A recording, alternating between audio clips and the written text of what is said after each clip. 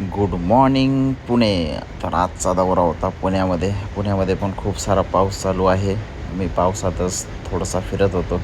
हा आहे माझा ITमधील मित्र.